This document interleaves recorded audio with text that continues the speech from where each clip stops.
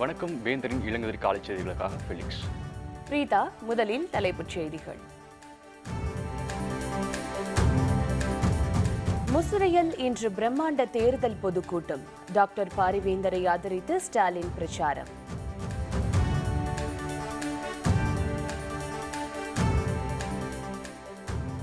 காங்கிரஸ் மீது கடுமையான குற்றச்சாட்டு. பிரதமர் மோடி வலைப்பக்கத்தில் சாடல்.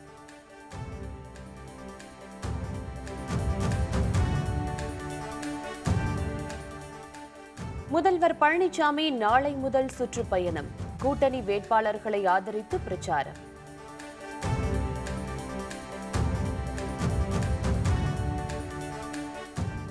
நீரவ் மோடி சொத்துக்கள் விரைவில் ஏலம். வருமான வரித்துறை விரைவில் நடவடிக்கை. திமுக தலைவர் ஸ்டாலின் திருச்சி மாவட்டம் முசிறியில் இன்று மாலை நடைபெறும் பிரச்சார பொதுக்கூட்டத்தில் பெரம்பலூர் மக்களவைத் தொகுதி வேட்பாளரான இந்திய ஜனநாயக கட்சியின் நிறுவனர் தலைவர் டாக்டர் பாரிவேந்தரை ஆதரித்து பிரச்சாரம் மேற்கொள்கிறார். இது பற்றிய கூடுதல் தகவல்களை தொலைபேசி வாயிலாக தருகிறார் நமது செய்தியாளர் சையத். இந்திய ஜனநாயக கட்சியின் நிறுவனர் தலைவர் டாக்டர் பாரிவேந்தர் பெரம்பலூர் மக்களவைத் தொகுதியின் திமுக தலைமையிலான மதச்சார்பற்ற முற்போக்கு கூட்டணி வேட்பாளராக போட்டியிடுகிறார்.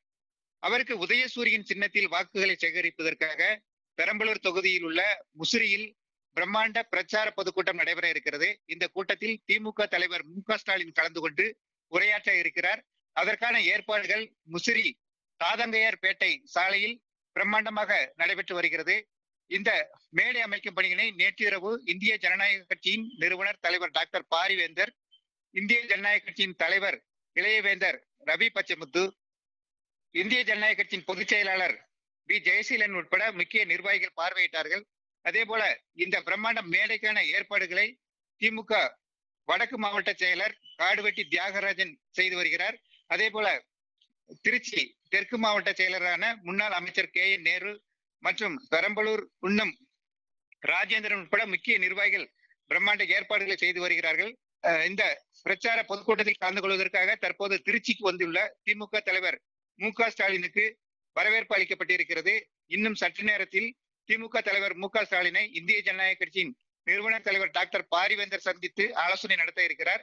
இன்று சரியாக மாலை 4:30 மணிக்கு நடைபெற உள்ள இந்த பிரச்சார பொதுக்கூட்டத்தில் ஏராளமான, அதாவது லட்சக்கணக்கான தொண்டர்கள் பங்கேற்பார்கள் என்று எதிர்பார்க்கப்படுகிறது. அதே போல கூட்டணி கட்சியின் மாநில மாவட்ட நிர்வாகிகள், அதாவது காங்கிரஸ், மதிமுக, விடுதலை சிறுத்தைகள் கட்சி, இந்திய கம்யூனிஸ்ட் கட்சி, மார்க்சிய கம்யூனிஸ்ட் கட்சி, இந்திய யூனியன் முஸ்லீம் லீக், கொங்கு நாடு மக்கள் தேசிய கட்சி உட்பட முக்கிய கூட்டணி கட்சிகளின் மாநில மாவட்ட நிர்வாகிகளும் இந்த கூட்டத்தில் பங்கேற்க இருக்கிறார்கள். இதற்கிடையே பிரம்மாண்டமான ஏற்பாடானது முசிறியில் நடைபெற்று வருகிறது. முந்தைய காங்கிரஸ் ஆட்சி மீது கடுமையான குற்றச்சாட்டுகளை சுமத்தி பிரதமர் நரேந்திர மோடி வலைப்பக்கத்தில் எழுதியுள்ளார். நாடாளுமன்ற தேர்தல் களம் சூடுபிடித்து வருகிற நிலையில் பிரதமர் நரேந்திர மோடி சமூக வலைதளங்களையும் பிரச்சாரத்திற்காக பயன்படுத்தி வருகிறார். நேற்று அவர் தனது வலைப்பக்கத்தில் ஒரு கட்டுரை எழுதியுள்ளார். அதில் காங்கிரஸ் ஆட்சியை அவர் கடுமையாக சாடியுள்ளார். அதில் மக்கள் வாக்களிக்க செல்லும் முன் ஒரு குடும்பத்தின் ஆட்சியை அதிகார ஆசையால் இந்த நாடு கொடுத்துள்ள விலையை நினைவில் வைத்துக் கொள்ள வேண்டும் என குறிப்பிட்டுள்ளார். நாடாளுமன்ற இயங்க விடாமல் இடையூறு செய்வது யார், எதற்காக இப்படி செய்கிறார்கள் என்பதை நீங்களே பார்த்துக் கொள்ளுங்கள் என்றும் அதில் குறிப்பிட்டுள்ளார். நெருக்கடி நிலையை காங்கிரஸ் அரசு கொண்டு வந்ததே அவர்களின் குடும்ப நலனுக்காக பாதுகாக்கத்தான் என குற்றம் சாட்டிய பிரதமர் 356 என்ற அரசியல் சாசன பிரிவை பயன்படுத்தி மாநில அரசுகளை அவர்கள் 100வது முறையாக கலைத்திருப்பார்கள் என கூறியுள்ளார். அவர்களுக்கு ஒரு மாநில அரசோ அதன் முதலமைச்சரோ பிடிக்கவில்லை என்றால் ஆட்சியை நீக்கி விடுவார்கள் என்றும் விமர்சனம் செய்துள்ளார். காங்கிரசின் செயல்முறை எளிதானது, நிராகரிக்க வேண்டும், இழிவுபடுத்த வேண்டும், அச்சுறுத்த வேண்டும் என்பதுதான் அவர்களுக்கு கடுமையான விமர்சனம் என்று கூறியுள்ளார்.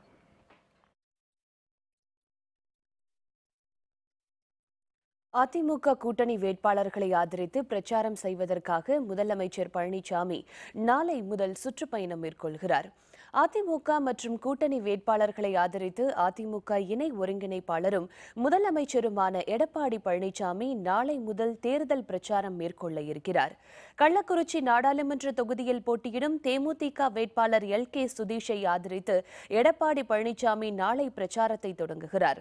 பகல் 12 மணிக்கு வாழப்பாடி, அயோத்தியாபட்டினம் ஆகிய பகுதிகளில் எல்.கே. சுதீஷுக்கு ஆதரவாக வாக்கு சேகரிக்கிறார். மாலை 5 மணிக்கு தருமபுரி நாடாளுமன்ற தொகுதியில் போட்டியிடும் பாமக வேட்பாளர் டாக்டர் அன்புமணி ராமதாஸை ஆதரித்து பிரச்சாரம் செய்கிறார். தொடர்ந்து பாப்பிரெட்டிப்பட்டி சட்டப்பேரவை தொகுதிக்கு உட்பட்ட தொப்பூர் அதிமுக வேட்பாளர் கோவிந்தசாமியை ஆதரித்து வாக்கு சேகரிக்கிறார். பாரதிய ஜனதா கட்சி வேட்பாளர் பட்டியல் வெளியிடாத நிலையில் ராஜா தான் போட்டியிடப் போவதாக குறித்து சர்ச்சையை ஏற்படுத்தியுள்ளது. சிவகங்கை மாவட்டம் காரைக்குடியில் செய்தியாளர்களை சந்தித்த ராஜா பாரதிய ஜனதா தேர்தல் வேட்பாளர் பட்டியல் வெளியானதாக வந்த தகவல் யூகங்களின் அடிப்படையிலானது என கூறினார். கட்சி தலைமைதான் வேட்பாளர் பட்டியலை வெளியிடும் என குறிப்பிட்டார்.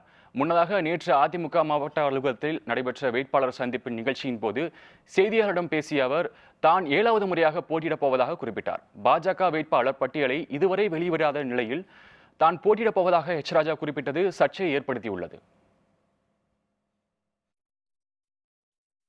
பாரதிய ஜனதா கட்சியை பொறுத்தவரை வேட்பாளர் பட்டியல் மத்திய தலைமைதான் வெளியிடும். மற்ற செய்திகள் எதாக இருந்தாலும் அது ஊகங்களின் அடிப்படையிலானதாகும். வைர வியாபாரி நீரவ் மோடியின் சொகுசு கார்களையும் 173 விலை உயர்ந்த ஓவியங்களையும் ஏலத்தில் விற்பனை செய்வதற்கு வருமான வரித்துறை நடவடிக்கை எடுத்துள்ளது. இதற்கான அனுமதியை மும்பை தனி நீதிமன்றம் வழங்கியது. இதனையடுத்து அவற்றை அடுத்த சில தினங்களில் மத்திய அமலாக்கத்துறையும் வருமான வரித்துறையும் ஏலத்தில் விற்பனை செய்ய உள்ளன. ஓவியங்கள் மட்டுமே 57 கோடியே 72 லட்சம் மதிப்புடையவை என தகவல்கள் கூறுகின்றன. ரோல்ஸ் ராய்ஸ், மெர்சிடஸ் பென்ஸ் என மொத்தம் 11 சொகுசு கார்களும் ஏலத்தில் விற்பனை செய்யப்பட உள்ளன. இவற்றின் விற்பனை தொகை அரசு கருவூலத்தில் டெபாசிட் செய்யப்படும் என அறிவிக்கப்பட்டுள்ளது. திமுக கூட்டணி வேட்பாளர்களை ஆதரித்து தேர்தல் பிரச்சாரத்தை தூத்துக்குடியில் நாளை வைகோ தொடங்குகிறார். நாடாளுமன்ற தேர்தலில் திமுக தலைமையிலான மதச்சார்பற்ற முற்போக்கு கூட்டணியில் வைகோ தலைமையிலான மதிமுக அங்கம் வகிக்கிறது. தேர்தல் அக்கட்சிக்கு ஈரோடு தொகுதியும் ஒரு மாநிலங்களவை தொகுதியும் ஒதுக்கீடு செய்யப்பட்டுள்ளது. ஈரோடு தொகுதி மதிமுக வேட்பாளராக அக்கட்சியின் பொருளாளர் கணேசமூர்த்தி அறிவிக்கப்பட்டுள்ளார். இந்நிலையில் மதிமுக பொதுச் செயலாளர் வைகோ நாளை முதல் தூத்துக்குடியிலிருந்து தனது பிரச்சாரத்தை தொடங்குகிறார். அவரது தேர்தல் பிரச்சாரம் அட்டவணையும் மதிமுக சார்பில் வெளியிடப்பட்டுள்ளது. தேர்தல் ஆணையம் பிஜேபிக்கும் தமிழக அரசுக்கும் அனுசரணையாக உள்ளது என சிவகங்கையில் மார்க்சிஸ்ட் கம்யூனிஸ்ட் மாநில செயலர் பாலகிருஷ்ணன் கருத்து தெரிவித்தார். சிவகங்கையில் செய்தியாளர்களை சந்தித்த அவர் அதிமுக தேர்தல் அறிக்கை அவசரத்தில் அள்ளி தெளித்த வாக்குறுதிகள் போல் அமைந்துள்ளதாக குறிப்பிட்டார். திமுக தேர்தல் அறிக்கை மக்களின் எதிர்பார்ப்பை உணர்ந்து நிதானமாக தயாரிக்கப்பட்ட அறிக்கை என அவர் தெரிவித்தார். 18 தொகுதி இடைத்தேர்தலில் அதிமுக தோற்கடிக்கப்பட 100% வாய்ப்பு உள்ளது என்றும் அப்போது தமிழகத்தில் நிச்சயம் ஆட்சி மாற்றம் ஏற்படும் என்றும் தெரிவித்தார். அதிமுக ஆட்சிக்கு பாதிப்பு ஏற்படும் நிலை ஏற்பட்டால் அக்கட்சியில் உள்ள பலர் பல இடத்திற்கு சிதறி விடுவார்கள் என்றும் பாலகிருஷ்ணன் குறிப்பிட்டார். 18 தொகுதிகளுக்கு இப்ப இடைத்தேர்தல் அறிவிச்ச தேர்தல் ஆணையம் ஏன் 6 மாசம் முன்னாடி அறிவிக்கல? 2 வருஷமா காலியா தானே இருக்கு. நீதிமன்ற வழக்கெல்லாம் முடிஞ்சு போச்சு இல்ல? அப்ப அன்னைக்கே அறிவிச்சிருக்கணும்ல? அப்ப இவ்வளவு காலம் தள்ளி வைக்க வேண்டிய அவசியம் என்ன? தேர்தல் ஆணையம் பிஜேபி அதிமுக என்கிறவர்களுக்கு அனுசரணையா இருக்குங்கிறதுக்கு நிறைய உதாரணங்களை சொல்ல முடியும். சென்னை அடையாறில் நீதிபதி வீட்டில் பாதுகாப்பு பணிக்கு சென்ற பாதுகாப்பு காவலர் துப்பாக்கியால் சுட்டு தற்கொலைக்கு முயன்ற சம்பவம் பரபரப்பை ஏற்படுத்தியுள்ளது. சென்னை அடையாறு கிரீன்வேஸ் சாலையில் உள்ள உயர் நீதிமன்ற நீதிபதி முரளிதரன் வீட்டில் பாதுகாப்பு பணியில் ஆயுதப்படை வீரர் சரவணன் ஈடுபட்டிருந்தார். நேற்று மாலை நீதிபதி வீட்டில் இருக்கும் காவலருக்கான அறையில் சென்று சரவணன் திடீரென தான் வைத்திருந்த துப்பாக்கியை வைத்து நெற்றியில் சுட்டுக் கொண்டார். சத்தம் கேட்டு அக்கம் பக்கத்தில் இருந்தவர்கள் ஓடி சென்று பார்த்தபோது அவர் இரத்த வெள்ளத்தில் உயிருக்கு போராடி கொண்டிருந்தார். உடனே அவரை 108 ஆம்புலன்ஸ் மூலம் ராயப்பேட்டை மருத்துவமனைக்கு கொண்டு சென்றனர். அங்கு அவருக்கு தீவிர சிகிச்சை அளிக்கப்பட்டு வருகிறது. இச்சம்பவம் குறித்து அமீராபுரம் போலீசார் வழக்கு பதிவு செய்து விசாரணை நடத்தி வருகின்றனர்.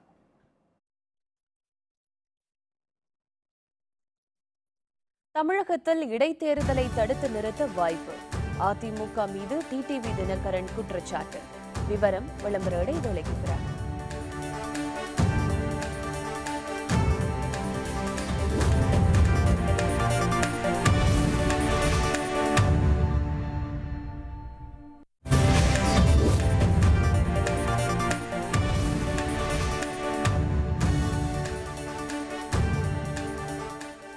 செய்திகள் தொடர்கின்றன. மோடி மீண்டும் ஆட்சிக்கு வந்தால் 120 கோடி மக்களின் வாழ்வாதாரம் கேள்விக்குறியாகிவிடும் என திண்டுக்கல்லில் நடைபெற்ற கூட்டத்தில் முன்னாள் அமைச்சர் ஐ பெரியசாமி பேசினார். திண்டுக்கல்லில் மதசார்பற்ற முற்போக்கு கூட்டணியின் செயல் வீரர்கள் கூட்டம் மற்றும் திமுக வேட்பாளர் அறிமுக கூட்டம் நடைபெற்றது. இதில் பங்கேற்று பேசிய முன்னாள் அமைச்சர் ஐ பெரியசாமி, முதல்வர் பழனிசாமியின் அரசு ஊழல் செய்துள்ளது என ஆளுநரிடம் புகார் கொடுத்த பாமக தற்பொழுது அதே கட்சியுடன் கூட்டணி வைத்துள்ளது என தெரிவித்தார். மோடி மீண்டும் ஆட்சிக்கு வந்தால் 100 நாள் வேலைவாய்ப்பு திட்டம் நிறுத்தப்படும், பேருந்து கட்டணம், கேஸ் விலை பல மடங்கு உயரும், பத்திரிகை சுதந்திரம் பறிக்கப்படும் என குறிப்பிட்டார். இந்த தேர்தலில் மோடியை ஆதரிக்கின்ற ஒரு கட்சிக்கு ஒரு வாக்கு போட்டால் இந்தியாவில் இருக்கின்ற 120 கோடி மக்களுடைய வாழ்வாதாரம் கேள்விக்குறியாகிவிடும். நாம் பல ஆண்டு காலமாக 1947ஆம் ஆண்டு பல தலைவர்கள் தன்னுயிரை எல்லாம் நீத்து பெற்று தந்த சுதந்திரம் ஏறத்தாழ 70 ஆண்டுகளுக்கு மேல் நாம் அனுபவித்துக் கொண்டிருக்கிறோம். அந்த சுதந்திர காற்றை கூட சுவாசிக்க முடியாத காலகட்டம் எதிர்காலத்திலே உருவாகும் என்பதை நீங்கள் தெரிந்து கொள்ள வேண்டும். வானிலையை காரணம் காட்டி 18 சட்டமன்ற இடைத்தேர்தல் அதிமுக தடுத்து நிறுத்த வாய்ப்பு உள்ளதாக அம்மா மக்கள் முன்னேற்ற கழக துணை பொதுச் செயலாளர் டிடிவி தினகரன் தெரிவித்துள்ளார். திருச்சியில் செய்தியாளர்களை சந்தித்த அவர், யார் எந்த தடையை ஏற்படுத்தினாலும் தாங்கள் போட்டியிடுவதில் தடுக்க முடியாது என குறிப்பிட்டார். அடுத்த கட்ட வேட்பாளர் பட்டியலையும் தேர்தல் அறிக்கையையும் நாளை மாலை வெளியிட உள்ளதாகவும் வரும் 27ஆம் தேதி முதல் தேர்தல் பிரச்சாரத்தை தொடங்க இருப்பதாகவும் கூறினார். அது நடக்குமா நடக்காதான்னு கேட்குறீங்களா?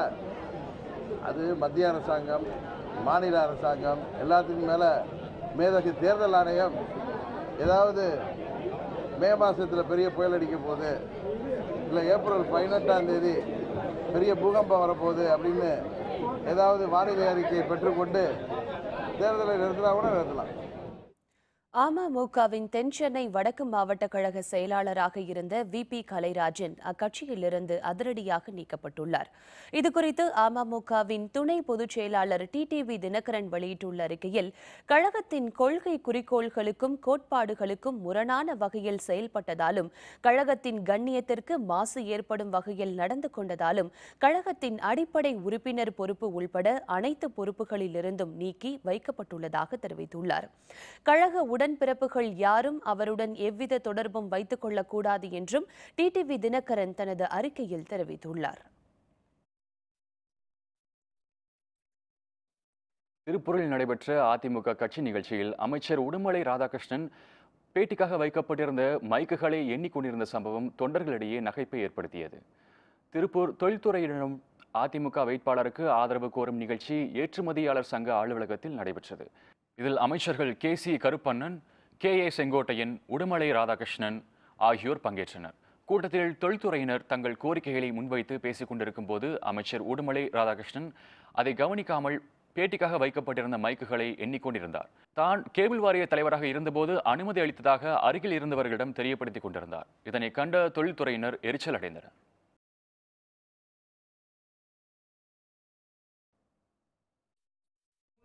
கோடியோட இப்போ இன்வெஸ்ட்மெண்ட் கொண்டு வந்திருக்காங்க. அதனால எல்லா திருப்பூருக்கு வந்து பாத்தீங்கன்னா எல்லாருக்கும் எல்லா சிறப்பு அம்மா அவங்களுக்கு எப்படி திருப்பூர் மேல ஒரு பிரியம் இருந்ததோ அதே மாதிரி இன்றைக்கும் இருந்து 4வது குடிநீர் திட்டம் வரைக்கும். ஓட்டுக்கு பணம் கொடுப்பதை தடுக்க தேர்தல் ஆணையம் உறுதியான நடவடிக்கைகளை மேற்கொள்ளும் என நம்புவதாக மத்திய இணை அமைச்சர் பொன் ராதாகிருஷ்ணன் தெரிவித்தார். கன்னியாகுமரி மாவட்டம் நாகர்கோவிலில் செய்தியாளர்களை சந்தித்த அவர், ஓட்டுக்கு பணம் கொடுக்க கூடாது, பணம் வாங்கக்கூடாது என்பதை மக்கள் நினைவில் வைத்துக் கொள்ள வேண்டும் என கூறினார். ஓட்டுக்கு பணம் வேண்டுமா அல்லது வீட்டுக்கு ஒரு MP வேண்டுமா என்பதை மக்கள்தான் முடிவு செய்ய வேண்டும் என குறிப்பிட்டார். ஒவ்வொரு கட்சியும் தேர்தல் அறிக்கையை நிறைவேற்ற வேண்டும் என்பதே தனது நிலைப்பாடு என்றும் பொன் ராதாகிருஷ்ணன் கூறினார். பணப்பட்டுவாடாவை தடுக்கிறதுக்கு வந்து தேர்தல் ஆணையம் எந்த விதமான நடவடிக்கைகளை எடுக்க வேண்டும் அப்படின்னு நினைக்கிறீங்க? எனக்கு உறுதியான நம்பிக்கை இருக்குது. தேர்தல் ஆணையம் துணிச்சலான நடவடிக்கைகளை எடுப்பார்கள். அதில் இன்னொரு பாசிட்டிவான ஒரு விஷயம், தமிழ்நாடு அரசாங்கம், தமிழக முதல்வர் அவர்கள் மிக துணிச்சலாக பல நடவடிக்கைகளை எடுக்க ஆரம்பித்திருக்கிறார்கள். எந்த பிரச்சனையும் இல்லாமல் தேர்தல் நடக்கும் என்று நான் நினைக்கிறேன். சென்னை நுங்கம்பாக்கத்தில் உயர்மின் அழுத்தம் காரணமாக 9 குடிசைகள் தீக்கிரையாகின சம்பவம் பெரும் சோகத்தை ஏற்படுத்தியுள்ளது. சென்னை நுங்கம்பாக்கம் மேற்கு மாட வீதியில் நேற்று நண்பகல் முதல் மின்தடை இருந்தது. பின்னர் இரவு 8 மணி அளவில் மீண்டும் மின்சாரம் வழங்கப்பட்ட போது அப்பகுதியில் இருந்த குடிசை வீடுகளில் தீப்பற்றியது. இதனை கண்டு அருகில் வசித்து வந்த குடியிருப்புவாசிகள் தீயணைப்புத் துறையினருக்கு தகவல் அளித்தனர். அவர்கள் வருவதற்குள் 9 குடிசைகள் அடுத்தடுத்து எரிந்து நாசமாகின. இதையடுத்து தீயணைப்புத் துறையினர் போராடி தீயை கட்டுக்குள் கொண்டு வந்தனர். இந்த விபத்தில் உயிரிழப்பு எதுவும் இல்லை. தமிழக அரசு உடனடியாக அடிப்படை வசதிகளை செய்து தர பாதிக்கப்பட்டவர்கள் கோரிக்கை விடுத்துள்ளனர்.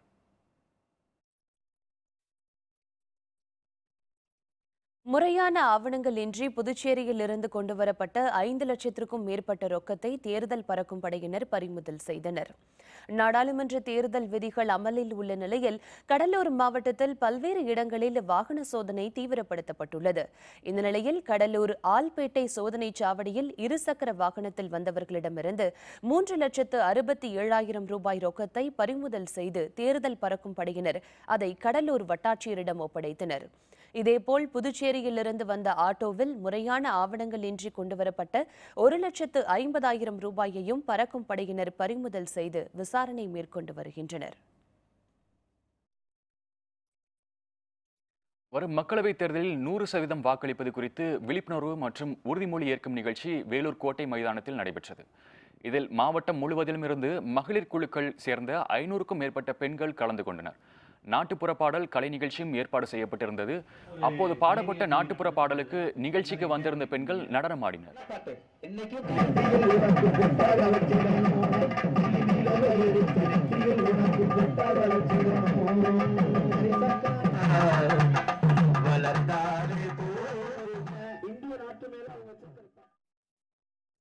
பின்னர் வேலூர் மாவட்ட ஆட்சியர் SA ராமன் தலைமையில் அனைவரும் 100% வாக்களிப்போம் என உறுதிமொழி எடுத்துக்கொண்டனர்.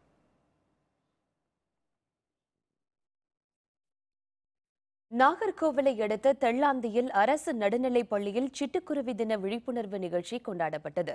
இதில் திரளான மாணவ மாணவிகள் பங்கேற்றனர். விவசாய நிலங்களில் பயிர்களுக்கு தீமை அளிக்கும் பூச்சிகளை அழித்து பயிரை காப்பாற்றும் விவசாயிகளின் நண்பனான சிட்டுக்குருவிகள் தினம் உலகமெங்கும் கொண்டாடப்பட்டது. இந்த சிட்டுக்குருவிகளை நகர் பகுதிகளில் காண்பது தற்பொழுது அரிதாகிவிட்டது. ஏனென்றால் அங்கு அமைக்கப்பட்டிருக்கும் கைபேசி கோபுரங்கள் வெளிப்படுத்தும் மின்காந்த அலைகள் காரணமாக சிட்டுக்குருவி இனம் அழிந்து வருகிறது. இந்நிலையில் நாகர்கோவிலை அடுத்த தெள்ளாந்தியில் உள்ள அரசு நடுநிலைப் பள்ளி மாணவ மாணவிகளுக்கு சிட்டுக்குருவி குறித்து விழிப்புணர்வை ஏற்படுத்தும் வகையில் நிகழ்ச்சி நடத்தப்பட்டது. இதில் திரளான மாணவ மாணவிகள் கலந்து கொண்டனர். திருநெல்வேலியில் உள்ள அருள்மிகு நெல்லையப்பர் காந்திமதி அம்மன் திருக்கோவிலில் பங்குனி உத்தரவ செங்கோல் விழா வெகு விமர்சையாக நடைபெற்றது. இதில் திரளான பக்தர்கள் பங்கேற்று தரிசனம் செய்தனர். ஸ்ரீ நெல்லையப்பர் காந்தியம்மன் திருக்கோவிலில் பங்குனி உத்தர திருவிழா கடந்த 11ஆம் தேதி கொடியேற்றத்துடன் தொடங்கியது. இந்த விழாவில் நாள்தோறும் சுவாமி அம்பாளுக்கு சிறப்பு அபிஷேக அலங்கார தீபாராதனை நடைபெற்று வந்தது. விழாவின் முக்கிய நிகழ்வான செங்கோல் வழங்கும் வைபவம் கோவில் 1000 கால் மண்டபத்தில் நடைபெற்றது. இதையொட்டி செங்கோலையும் திருப்பாதத்தையும் தலையில் சுமந்தபடி சுவாமி அம்பாளை பக்தர்கள் வலம் வந்தனர். இந்த நிகழ்வில் திரளான பக்தர்கள் கலந்து கொண்டு சுவாமி அம்பாளை தரிசனம் செய்தனர்.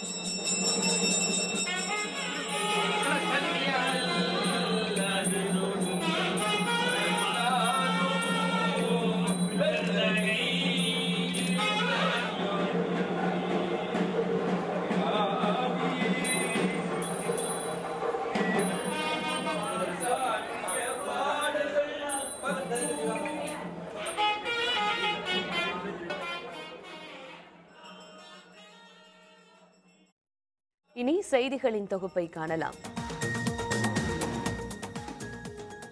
வாக்களிக்க அடையாள ஆவணமாக பூத் ஸ்லிப் ஏற்றுக்கொள்ளப்படாது என்று தமிழக அரசு தெரிவித்துள்ளது. முந்தைய தேர்தல்களில் தேர்தல் ஆணையம் பூத் ஸ்லிப்களை அடையாளத்திற்கான ஒரு ஆவணமாக அனுமதித்திருந்தது. ஆனால் பூத் ஸ்லிப்பில் பாதுகாப்பான அம்சங்கள் ஏதும் இல்லை என குற்றச்சாட்டு எழுந்ததால் இனிமேல் வாக்களிப்பதற்கான தனித்த அடையாள ஆவணமாக ஏற்றுக்கொள்வதில்லை என்று தேர்தல் ஆணையம் முடிவு செய்துள்ளது. புதுச்சேரி மாநிலம் காரைக்காலில் அமைந்துள்ள ஸ்ரீ கைலாசநாதர் கோயிலில் திருத்தேர் விழா வெகு சிறப்பாக நடைபெற்றது. இதில் திரளான பக்தர்கள் கலந்து கொண்டு தேரை வடம் பிடித்து நேர்த்திக்கடன் செலுத்தினர். அலங்கரிக்கப்பட்ட கைலாசநாதர் திருக்கோவில் எழுந்தருளி பக்தர்களுக்கு காட்சியளித்து தொடர்ந்து மகா தீபாராதனை காட்டப்பட்டது. இதில் புதுச்சேரி கல்வி அமைச்சர், சட்டமன்ற உறுப்பினர் உட்பட பலர் கலந்து கொண்டனர். தஞ்சாவூர் மாவட்டம் கும்பகோணம் அருகே உள்ள ஸ்ரீனிவாச பெருமாள் திருக்கோவிலில் பங்குனி உத்திர திருவிழாவையொட்டி திருத்தேரோட்டம் வெகு விமர்சையாக நடைபெற்றது. இதில் திரளான பக்தர்கள் கலந்து கொண்டு தேரை வடம் பிடித்து இழுத்து வழிபாடு நடத்தினர். பிறகு சீனிவாச பெருமாள் வஞ்சிலவள்ளி தாயாருடன் திருத்தேரில் எழுந்தருளி பக்தர்களுக்கு அருள்பாலித்தார்.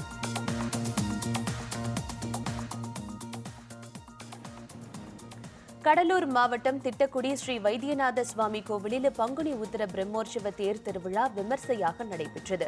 இதையொட்டி சுவாமி அம்மன் தனித்தனி தேரில் எழுந்தருளி திருவீதி உலா செல்லும் நிகழ்வு நடைபெற்றது. பெண்கள் உள்பட ஏராளமான பக்தர்கள் தேரை வடம் பிடித்து இழுத்து 4 மாட வீதிகளில் உலா வந்து நேர்த்திக்கடன் செலுத்தினர்.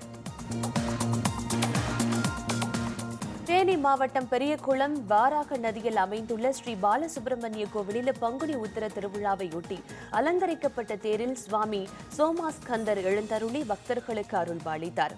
திருத்தேர் தேரடி திடலை விட்டு கிளம்பி கச்சேரி ரோடு கீழரத வீதி தெற்கு ரத வீதி வழியாக நகர்வலம் வந்து நிலையை அடைந்தது. இந்த தேரோட்டத்தை துணை முதல்வர் ஓ பன்னீர்செல்வம் கலந்து கொண்டு தொடங்கி வைத்தார். பாலஸ்தீனத்தில் ராணுவம் சுட்டதில் சிறுவன் பலி. கிளர்ச்சியாளர்கள் கட்டளை வீசி எதிர்ப்பு. விவரம் விளம்பர இடைவேளைக்கு பிறகு.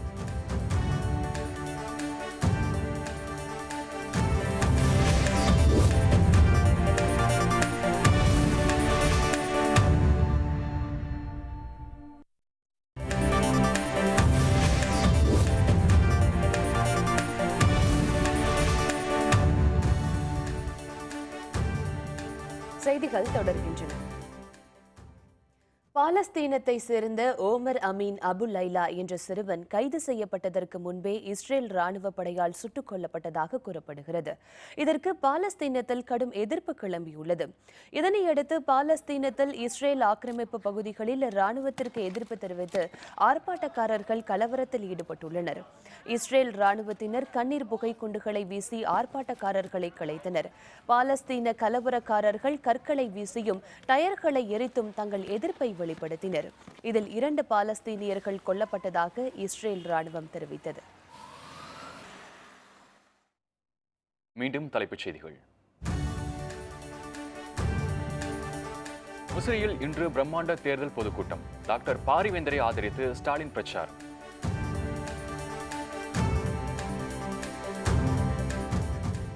காங்கிரஸ் மீது கடுமையான குற்றச்சாட்டு. பிரதமர் மோடி வலைப்பக்கத்தில் சாடல்.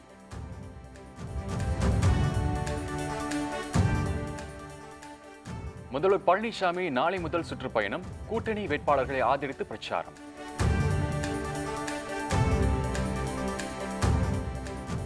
நீரவ் மோடி சொத்துக்கள் விரைவில் ஏலம். வருமான வரித்துறை விரைந்து நடவடிக்கை.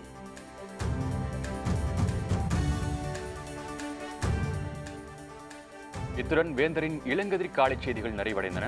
வேந்தர் டிவி செயலியை பதிவிறக்கம் செய்து முக்கிய செய்திகளை நேயர்கள் காணலாம். மீண்டும் பகல் 1 மணிக்கு உச்சிவேளை செய்திகள் சந்திப்போம். வணக்கம். வணக்கம்.